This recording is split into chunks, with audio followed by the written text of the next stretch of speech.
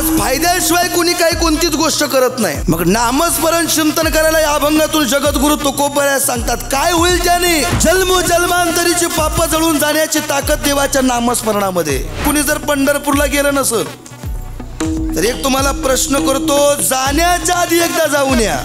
गेली 56 वर्ष झालं तुम्ही सेवा करताय, लाखो रुपयाचं अन्नदान आहे, लाखो रुपयाच्या देणग्या आहे, 20-20, 40-40 हजाराला महाराजाला पाकिट आहे। इथं टाइमपास करण्याकरिता कीर्तन आहे का माता भगिनी? टाइमपास करण्याकरिता प्रत्येकाच्या घरात 50 सोडून 1 लाखाचा टीव्ही आहे।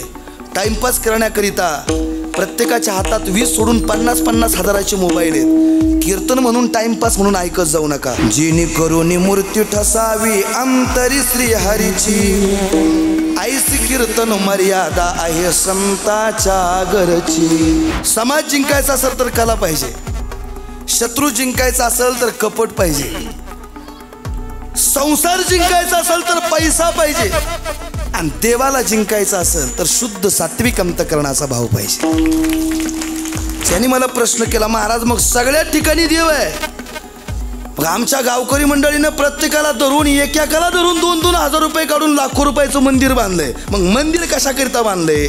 आपला पोरगा किती मोठा शिक्षक होऊ द्या, पण ज्ञानोबऱ्याचा 5 रुपयाचा हरिपाठ त्याच्या हातात द्या, आपला धर्म संस्कृती टिकायची असं। वाक्य ऐकतात का तुम्ही? समर्थ रामदास स्वामींनी दिलेलं उत्तर आहे, तुझं सामान्य भोजन घेण्याकरिता जर माझं पात्र स्वच्छ लागत असेल तर देवाचं दर्शन तुला घडवून द्यायचे, तुझं अंतकरण शुद्ध नको का? जीवन म्हणजे पत्तेपानाच्या खेळासारखं तुमचं आमचं जीवन आहे। पत्तेपानं खेळत असताना कुणाला कोणती पानं मिळतील हे खेळणाऱ्याला माहीत नाही, पण मिळालेल्या पानांवरती डाव जिंकायचा आहे का नाही हा खेळणाऱ्याच्याच हातात आहे। तसं माणूस म्हणून या मृत्यूलोकात जन्माला आलो, कोण किती दिवस इथं राहील म्हणून सांगता येत नाही, पण मिळालेल्या आयुष्यात आपल्या जीवनाचं सार्थक करून घेईल का नाही हे प्रत्येकाच्याच हातात आहे।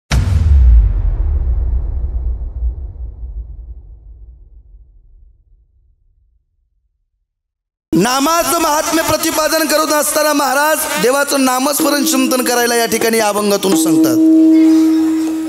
मग नामस्मरण चिंतन करत असताना महाराज त्याचा फायदा काय? आजकाल कोणी फायद्याशिवाय कोणती गोष्ट करत बाबा आहे का? मला काय देतो सांग, मला जर काही मिळत असेल तर मी तुझ्या सोबत येतो। आज फायद्याशिवाय कोणी काही कोणतीच गोष्ट करत नाही। मग नामस्मरण चिंतन करायला या अभंगातून जगद्गुरु तुकोबराय सांगतात, काय होईल ज्याने नामस्मरण चिंतन केल्याच्या नंतर एक गोष्ट होईल बाबा, काय? जळतील पापे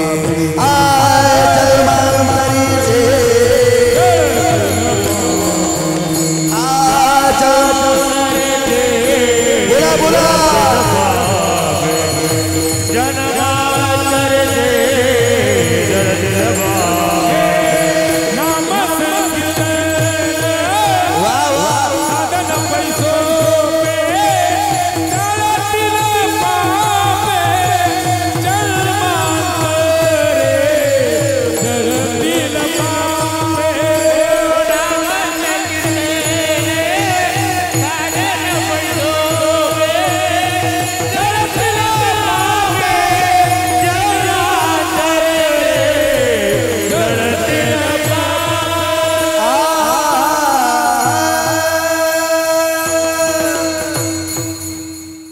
नामस्मरणाने एक गोष्ट होईल, काय होईल महाराज?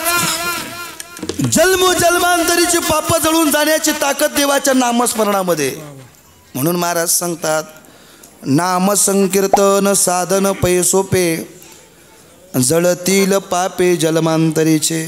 महाराज जन्मोजन्मांतरीची पाप जळून जातील देवाच्या नामस्मरणाने, पण ते घेण्याकरिता आम्हाला जमल का असं काही म्हणणारा वर्ग आहे। तर महाराजांचं सांगणं एवढंच आहे, तो का म्हणे सोपे आहे सर्वाहुनी, शहाणा तो धनी घेतो असे किंवा घेतो येते। महाराज देवाचं नामस्मरण त्या ठिकाणी किती सोपं आहे, सोपं आहे। त्यांनी जन्मोजन्मांतरीची पाप जळून जातील। अजून काय महाराज? देवाचं नामस्मरण अमृतापेक्षाही गोड आहे, अमृता हुनी गोड, अमृता हुनी गोड, नाम तुझे देवा, नाम तुझे देवा अमृताहुनी गोड अमृताहुनी गोड टाळी वाजवा सर्वांनी टाळी वाजवा गोड नाम तुझे देवा नाम तुझे देवा अमृताहुनी गोड अमृताहुनी गोड नाम तुझे देवा नाम तुझे देवा मन माझे केशवा काबान गे मन माझे केशवा काबाने गे काबाने गे अमृताहुनी गोड अमृताहुनी गोड नाम तुझे देवा नाम तुझे देवा अमृताहुनी गोड अमृताहुनी गोड नाम तुझे देवा नाम तुझे देवा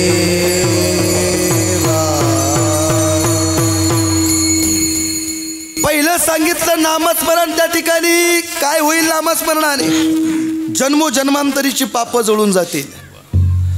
दुसरं सांगितलं सगळ्यात सोपं असणारं देवाचं नामस्मरण आहे. आणि तिसरं सांगितलं अमृतापेक्षाही भगवान परमात्म्याचं नामस्मरण गोड आहे. मग त्या देवाचं नामस्मरण केलं पाहिजे ना बाबा आई. देवाचं नामस्मरण चिंतन केलंच पाहिजे, कारण त्याच्यासाठी तर आपल्याला माणूस म्हणून या मृत्यूलोकात जन्म मिळाला. दिले इंद्रिय हातपाय कान डोळे मुख बोलाया वचन जेने तू जोडशी नारायण नासे जीवपन भवरो. आई कशाकरिता देवाने दिलं त्या ठिकाणी आपल्याला मुख? कशाकरिता? मिशरी लावण्याकरिता नाही ना बाबा. त्याचं नामस्मरण चिंतन करण्याकरिता दिलेत. पाय कशाकरिता दिलेत?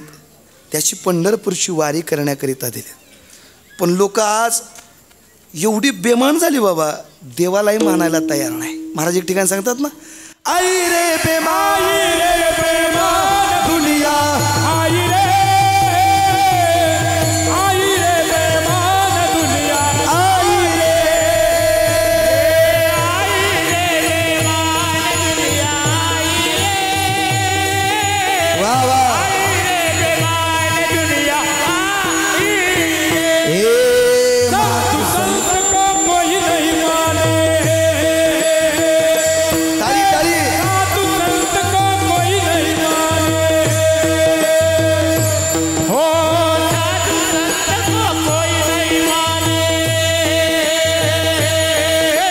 साधु संत को कोई नहीं माने उल्लू को बहुमान रे हिजड़ों को बहुमान हो रे आई रे बेमान दुनिया आई रे बेमान दुनिया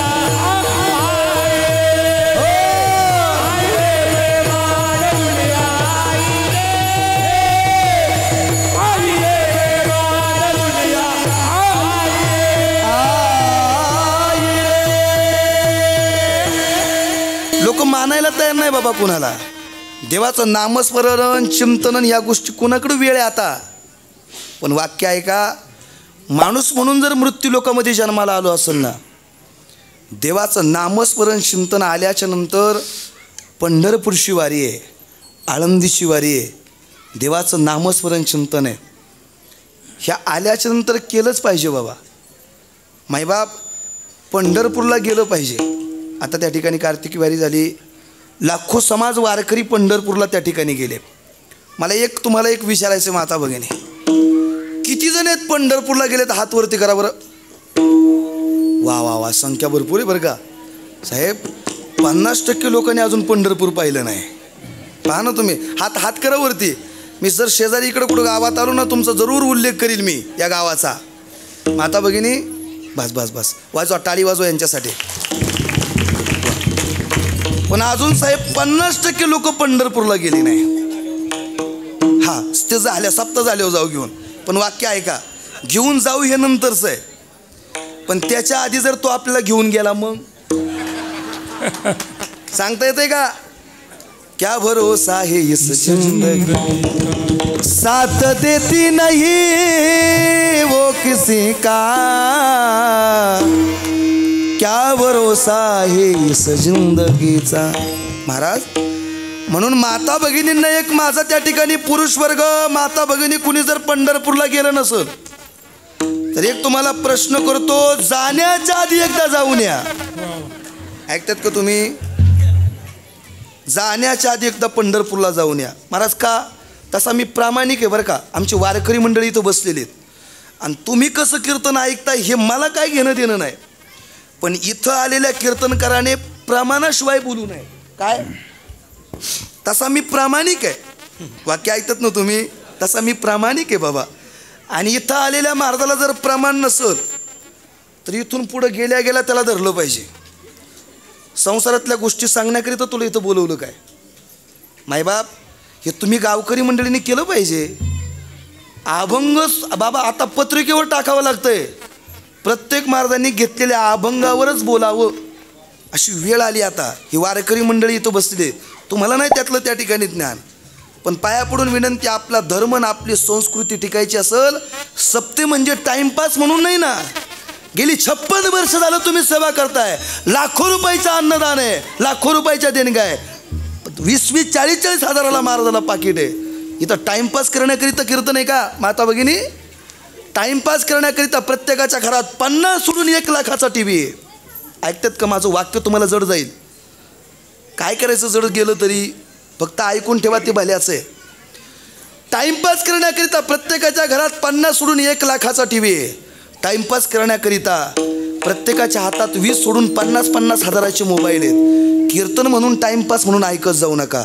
इथं आल्याच्या नंतर भक्ती ज्ञाना विरहित इतरा गोष्टी न कराव्या, प्रेम भरे वैराग्याच्या युक्ती विवराव्या, जिनी करून मूर्ती ठसावी अंतरी श्री हरीची, ऐसी कीर्तन मर्यादा आहे संताच्या घरची.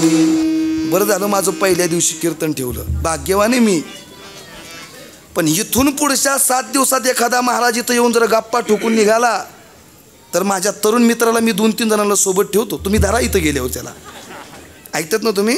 अरे पैसे देऊन काय टाइमपास म्हणून इथं बोलवले काय? टाइमपास करण्याकरिता बाकीची साधनं आहेत ना. देवाचं नामस्मरण, चिंतन. तुझं काय ते नको सांगू, संताचं सांग असं सांगायचं प्रत्येक महाराजाला. तुम्ही प्रत्येकाने ही जबाबदारी घ्या आता, तर आपला धर्म टिकल, आपली संस्कृती टिकल. ह्या जुन्या जामत्या वारकरी मंडळीने इथपर्यंत परमार्थ आणला. वाक्य ऐकतात का तुम्ही? आजी फेट्यावाली माणसं, फेट्यावाला बाबा 9वारी साडीतली कपाळभर कुंकू असलेली माऊली बाबा, अजून बाबा 5 वर्षांनी चित्रात दाखवावं लागेल आपल्याला. यांनी आपला धर्म, आपली संस्कृती या जुन्या माणसांनी टिकवली. वाक्य ऐकतात का? आजही तुम्ही घरात जा, 9वारी साडीतली कपाळभर कुंकू असलेली माऊली जर घरात असेल ना, बसण्याकरिता पोतं टाकते, सांगते बाबा 2 घास का होईना जेवण करून आमच्या घरातून जा. पण आता जर एखाद्या घरात गेलं, आमचा दररोज 2-3 घरात म्हणजे त्या ठिकाणी प्रवेश आहे. आता जर कोणाच्या घरात जर गेलं तर किचनमधून आवाज येतो, महाराज तुम्ही चहा घेणार का? पाणी घेऊन लगेच जाणार. अशी म्हणणारी पिढी जन्माला आली. आपला धर्म आणि आपली संस्कृती टिकायची असेल, जुन्या माणसाने दाखवून दिला त्या ठिकाणी मार्ग, साधू संतांनी दिलेला मार्ग, त्या मार्गाने गेलं पाहिजे. पण हे वाक्य मी तुम्हाला सांगत होतो, जाण्याच्या आधी एकदा पंढरपूरला गेलं पाहिजे. काय महाराज तिथं आपण जन्माचं सार्थकच व्हावं असं वाटत असेल. तुका म्हणे जन्म आल्याचे सार्थक, विठ्ठलची एक देखलिया. आपल्या जीवनाचं सार्थक व्हावं असं वाटतंय ना, गेलं पाहिजे. म्हणून म्हटलं जातं एक ठिकाणी, चला हो पंढरीला जाऊ, चला हो पंढरीला जाऊ, जीवाचा जीवलगा पाहू, जीवाचा जीवलगा पाहू, चला हो पंढरीला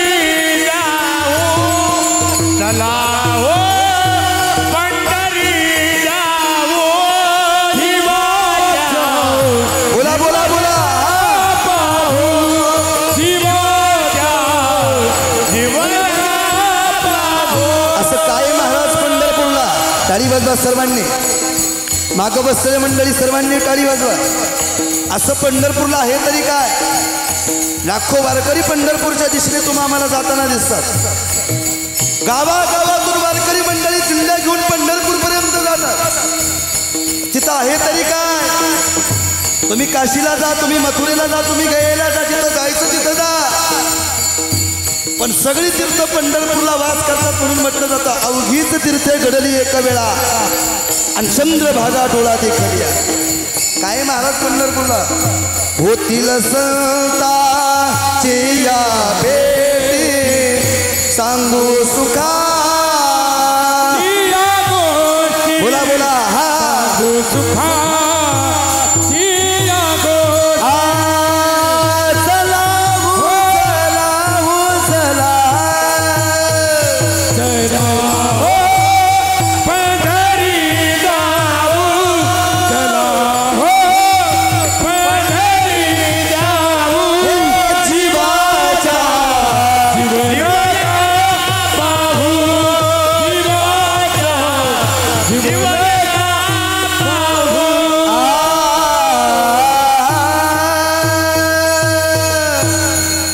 साधू संतांची मांदियाळी पंढरपूरला येते.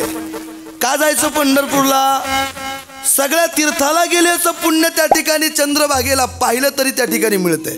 वाक्य ऐकतात का, महाराजांचं प्रमाण आहे अवघीच तीर्थे घडली एक वेळा चंद्रभागा डोळा देखलिया.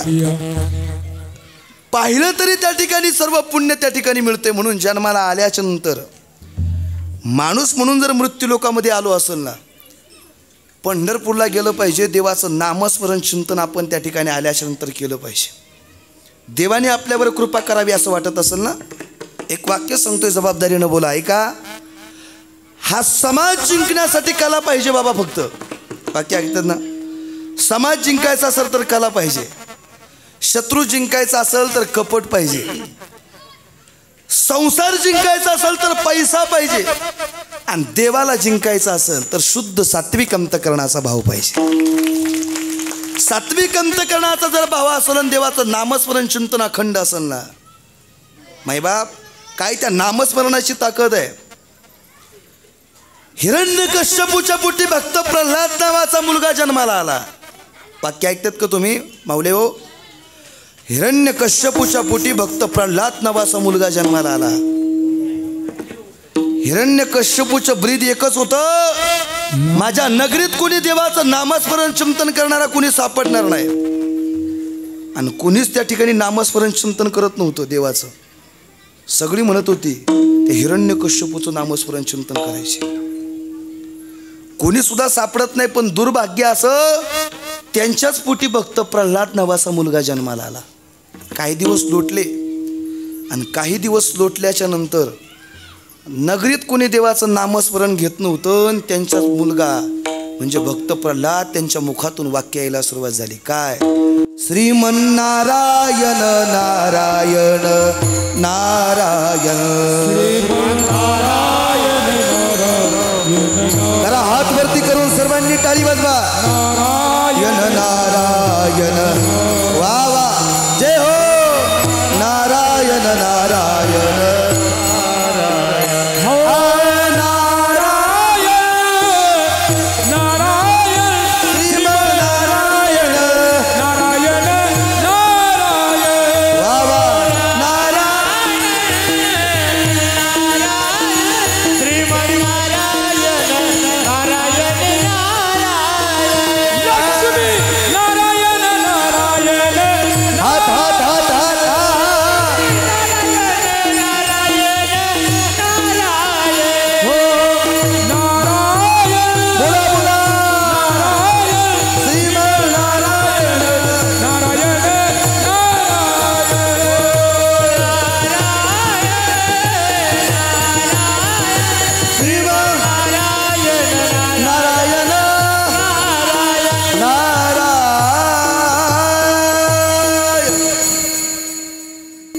दुर्भाग्य का त्यांच्या त्या ठिकाणी भक्त प्रल्हादाच्या मुखातून देवाचं नामस्मरण चिंतन चालू आहे. आता करायचं काय, बाकीच्या लेकरांना त्या ठिकाणी, बाकीच्या माणसांना, बाकीच्या मुलांना, बाकीच्यांना गप करता येईल. पण स्वतःचाच मुलगा देवाचं नामस्मरण चिंतन करतोय. आता काय करायचं? साहेब त्यांच्या गुरुजींकडे त्या ठिकाणी पाठवलं का देवाचं नामस्मरण चिंतन करू नये. त्यांचं नाव शंडामरकर ऋषी. त्यांच्याकडे पाठवल्याच्या नंतर गुरुकुलामध्ये कितीतरी विद्यार्थी शिक्षण घेत होते, पण देवाचं नामस्मरण चिंतन करायचं नाही. भक्त प्रल्हादाला तिथं नेऊन त्या ठिकाणी त्या गुरुकुलामध्ये ठेवलं आणि गुरुकुलामध्ये ठेवल्याच्या नंतर थोडा वेळ मोकळा मिळाला का त्याच्या मुखातून वाक्य निघायचं, श्रीमन्नारायण नारायण नारायण. नामस्मरणाची ताकद सांगतोय. थोडा वेळ मिळाला का भक्त प्रल्हादाच्या मुखातून देवाचं नामस्मरण चिंतन निघायचं. काही दिवसाचा कालावधी लोटला आणि बाकीचे त्याच्या सोबतचे मित्रमंडळी म्हणायला लागले, हा करतो तरी काय, एकटाच गुणगुणत असतोय. म्हणून बाकीच्या सोबतींनी काय केलं, त्या भक्त प्रल्हादाच्या जवळ येऊन बसायचे आणि भक्त प्रल्हाद पुढं म्हणायचा आणि बाकीची मित्रमंडळी मागं म्हणायची. ते कसं माहिती का, आता मी पुढं म्हणलं आणि तुम्ही मागं म्हणा. करा एकदा हात वरती. श्रीमन्नारायण नारायण वा वा वा. श्रीमन्नारायण नारायण नारायण.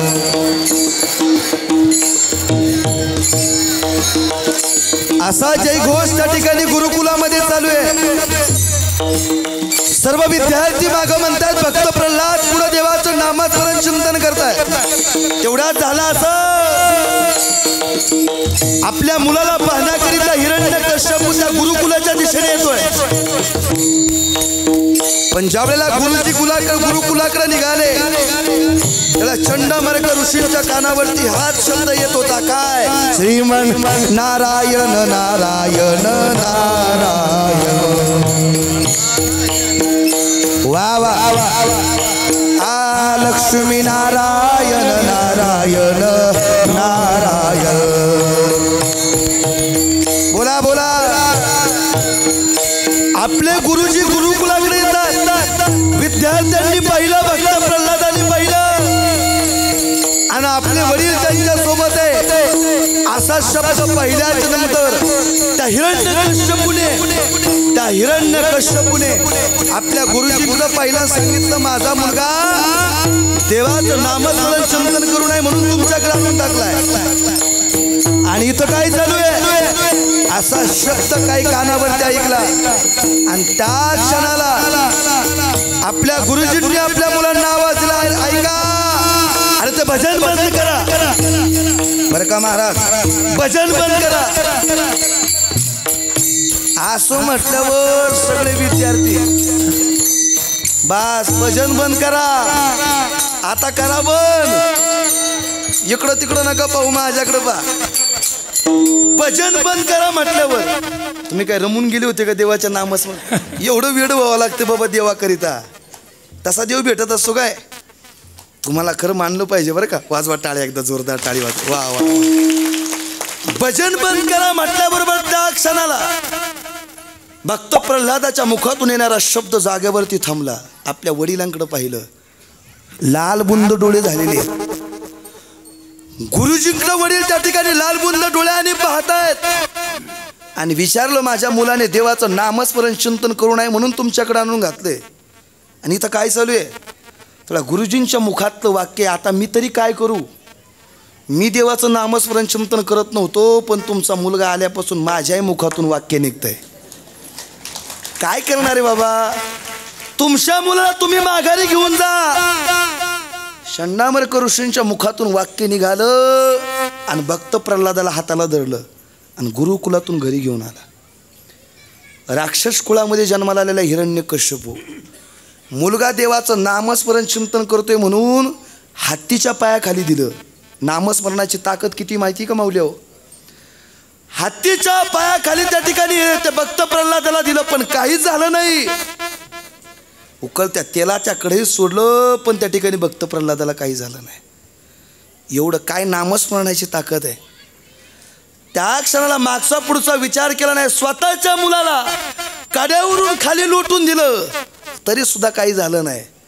तर स्वतःच्या वडिलांनी भक्त प्रल्हादाला विचारलं, हिरण्यकश्यपूनं, अरे तू ज्याचं नामस्मरण चिंतन करतोय तो आहे तरी कोण आणि तो राहतो तरी कुठं असा वडिलांनी प्रश्न केल्याबरोबर भक्त प्रल्हादाच्या मुखातलं वाक्य आहे, विठ्ठल जळी तळी भरला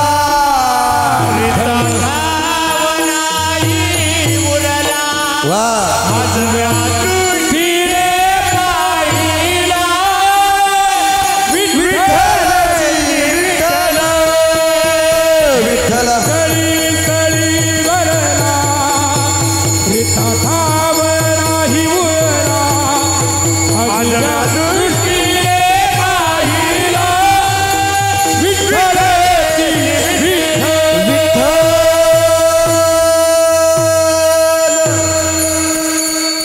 तो नाही कुठं बाबा.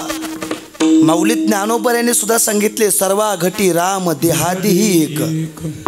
अशी जागा नाही का तिथं देव नाही. ऐकतात का तुम्ही सर्व मंडळी? आई माणसात देव आहे, कुत्र्यात देव आहे, गाढवात देव आहे, बैलात देव आहे, प्रत्येक प्राणी मात्रात देव आहे बाबा. असंच मी एक दिवस कीर्तनात सांगितलं, म्हणजे सर्व ठिकाणी देव आहे. पण एका सदग्रस्ताने कीर्तन संपल्यावर मला विचारलं, म्हटले महाराज त्याचा प्रश्न खोटा नव्हता. त्यांनी मला प्रश्न केला, महाराज मग सगळ्या ठिकाणी देव आहे. मग आमच्या गावकरी मंडळीनं प्रत्येकाला धरून एकाला धरून 2-2 हजार रुपये काढून लाखो रुपयाचं मंदिर बांधलंय. मग मंदिर कशाकरिता बांधलंय? त्याचा प्रश्न काय खोटा आहे का? प्रत्येक चराचरामध्ये देव आहे. मग बाबा रमेश बाबा मग मंदिर कशाकरिता बांधलंय असा प्रश्न उच्चारल्याबरोबर आता आम्ही पण आळंदीलाच ज्ञानोबाच्या चरणाजवळ राहिलेलो आहे. आम्ही त्याला प्रत्युत्तर देणं काय सोडलंय काय? त्या क्षणाला त्याला प्रत्युत्तर दिलं. इथं लहान लेकरू एक बसलेलं आहे, अजून आहे का कुठं? इथं एक बसलंय, मांडीगाल बाळा. आता मला तुम्ही सांगायचं, इकडं बा, मला सांगा प्रत्येक विश्वात त्या ठिकाणी चराचरामध्ये देव आहे, आहे का नाही देव?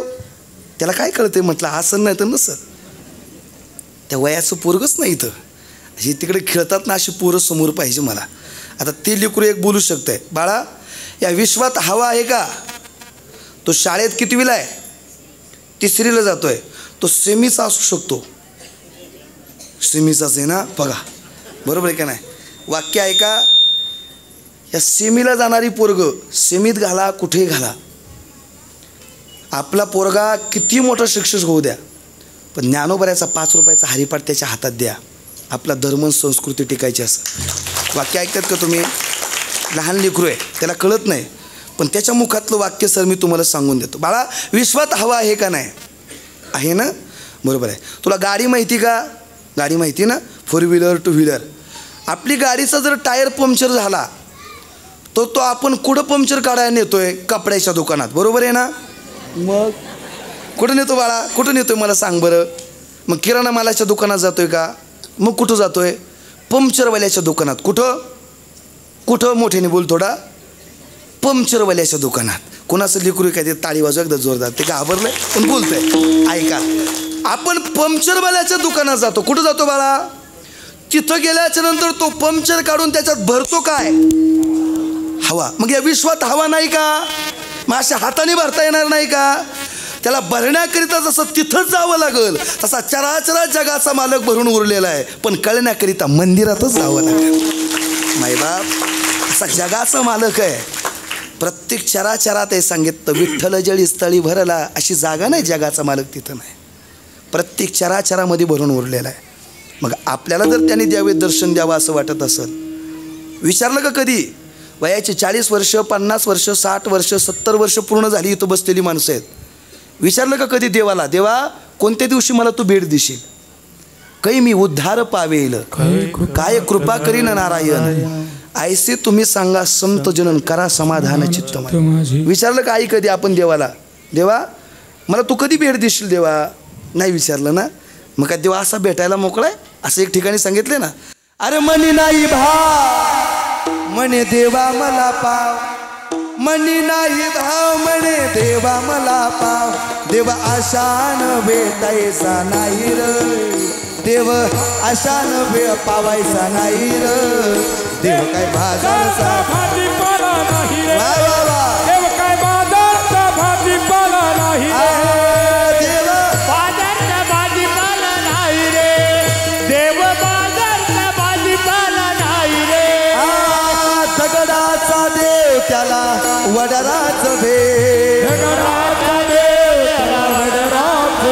सोन्या चांदीचा देव त्याला चोराच भेट, तारी तारी सोन्या चांदीचा देव त्याला चोराच भेट, देव आशान भेटायचा नाही र, देव आशान पावायचा नाही र, देव बाजारचा भाजीपाला नाही रे, देव बाजारचा भाजीपाला नाही, देव बाजारचा भाजीपाला नाही रे, देव बाजारचा भाजीपाला नाही. त्याच्यासाठी शुद्ध सात्विक अंतकरणाचं नामस्मरण चिंतन पाहिजे, त्याचं त्या ठिकाणी भजन पाहिजे. किती शुद्ध सात्विक अंतकरण पाहिजे. वारकरी संप्रदायातलं थोर व्यक्तिमत्व म्हणून त्या ठिकाणी ज्यांच्याकडे पाहिलं जातं. समर्थ रामदास स्वामी एकदा भिक्षा मागत प्रत्येकाच्या घरासमोर जात असताना, ऐका, एका श्रीमंत घराच्या समोर जाऊन त्या ठिकाणी समर्थ रामदास स्वामी उभे राहिले आणि आवाज दिला, ओम भवती भिक्षां देई. आवाज दिल्याबरोबर त्या घरातून ती माता पंच पक्वान्नाचं ताट समर्थ रामदास स्वामींना वाढण्याकरिता बाहेर आली. किती सात्विक अंतकरण पाहिजे. ऐका, वाढण्याकरिता बाहेर आल्याबरोबर त्या ठिकाणी त्या मातेने शुद्ध सात्विक अंतकरणाने भोजन वाढलं आणि माघारी तोंड फिरवलं समर्थ रामदास स्वामींनी.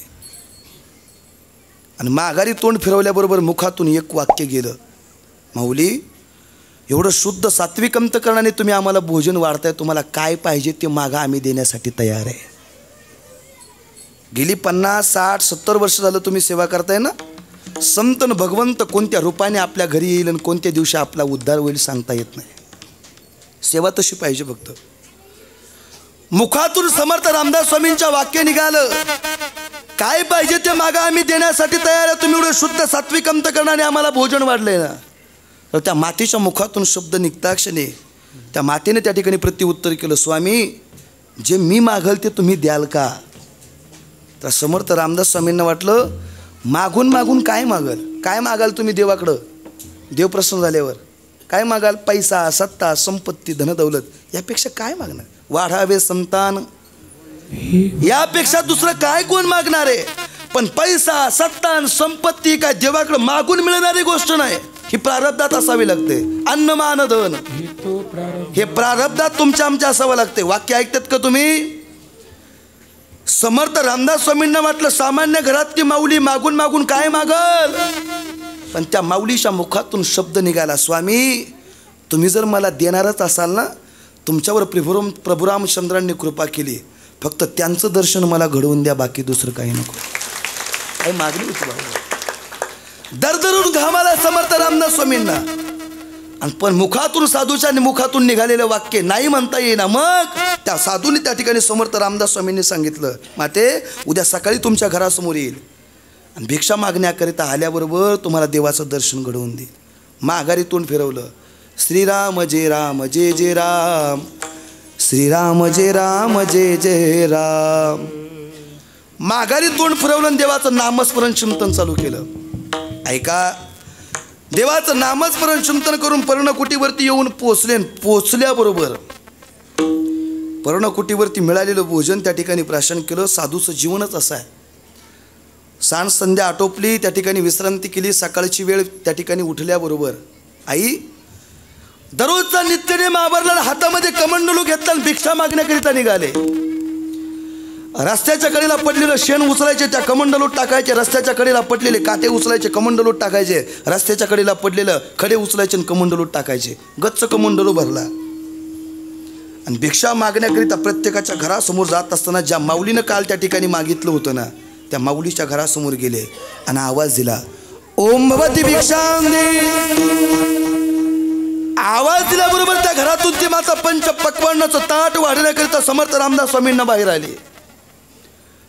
आल्याबरोबर स्वामींना प्रश्न केला, स्वामी, काल तुम्ही मला वचन दिलं होतं, तुमच्या लक्षात आहे ना. तर समर्थ रामदास स्वामींनी होकार दिला आणि त्या माऊलीच्या मुखातून निघालेलं वाक्य, तुम्ही देवाचं मला दर्शन घडवून देणार आहे, पण देवाचं दर्शन मला नंतर घडवून द्या. माझ्या हातामध्ये असणारं पंच पक्वान्नाचं ताट घेण्याकरिता काहीतरी पुढं करा. असं म्हटल्याबरोबर समर्थ रामदास स्वामींनी हातातला कमंडलो पुढं केला. एक पाऊल त्या माऊलीनं पुढं टाकला आणि डोकावल्याबरोबर त्या कमंडलूत शेण काड्या कचरा गच्च भरलेला कमंडलू पाहिला. आणि त्या मातीच्या मुखात तो वाक्य, स्वामी एवढी शुद्ध सात्विक अंतकरणाने आम्ही भोजन वाढण्याकरिता पुढं आलो आणि तुम्ही अस्वच्छ पात्र देता आहोत, ते स्वच्छ करून द्या ना.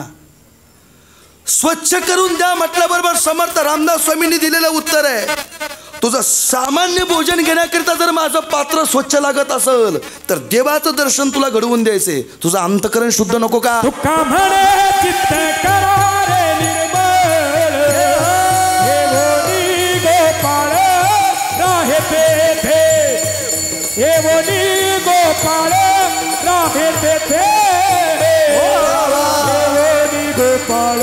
राहे ते थे तुका मने चित्ते राहे गोपाळ राहे ते थे गोपाळ राहे ते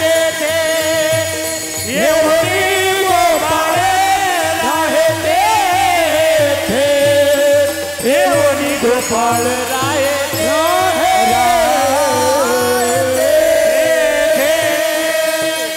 त्याच्यासाठी शुद्ध सात्विक अंतकरणाचं आपलं जीवन असलं पाहिजे. मायबाप देवाचं नामस्मरण शुद्ध सात्विक अंतकरणाने केलं पाहिजे. मिळाले शरीर त्याच्याकरिताच मिळाले. म्हणून जन्माला आल्याच्या नंतर महाराज सांगतात, माणूस म्हणून मृत्यू लोकात आलाय. जन्म आणि मृत्यू यामधला अंतर म्हणजे जीवन आहे बाबा. ते आयुष्य प्रत्येकाला मिळालंय. जीवन म्हणजे तरी नेमकं काय? जीवन म्हणजे पत्तेपानाच्या खेळासारखं तुमचं आमचं जीवन आहे. पत्तेपानं खेळत असताना कुणाला कोणती पानं मिळतील हे खेळणाऱ्याला माहीत नाही, पण मिळालेल्या पानांवरती डाव जिंकायचा आहे का नाही हा खेळणाऱ्याच्याच हातात आहे. तसं माणूस म्हणून या मृत्यूलोकात जन्माला आलो, कोण किती दिवस इथं राहील म्हणून सांगता येत नाही, पण मिळालेल्या आयुष्यात आपल्या जीवनाचं सार्थक करून घेईल का नाही हे प्रत्येकाच्याच हातात आहे. म्हणून माणूस म्हणून जर या मृत्यूलोकात जन्माला आलो असेल ना तर एक करा, काय अभंगाचं पहिलं शब्द नाम घेता उठा उठी, नाम घेता उठा उठी, नाम घेता उठा उठी, नाम घेता उठा उठी, नाम घेता उठा उठी, नाम घेता उठा उठी, नाम घेता उठा उठी, नाम घेता उठा उठी, नाम घेता उठा उठा उठी, नाम घेता उठा उठी, नाम घेता उठा उठी, नाम घेता उठा उठी. वा होय संसाराची तुटी, होय संसाराची तुटी, आईचा लाभ बांधा, आईचा लाभ बांधा, आईचा लाभ बांधा गा.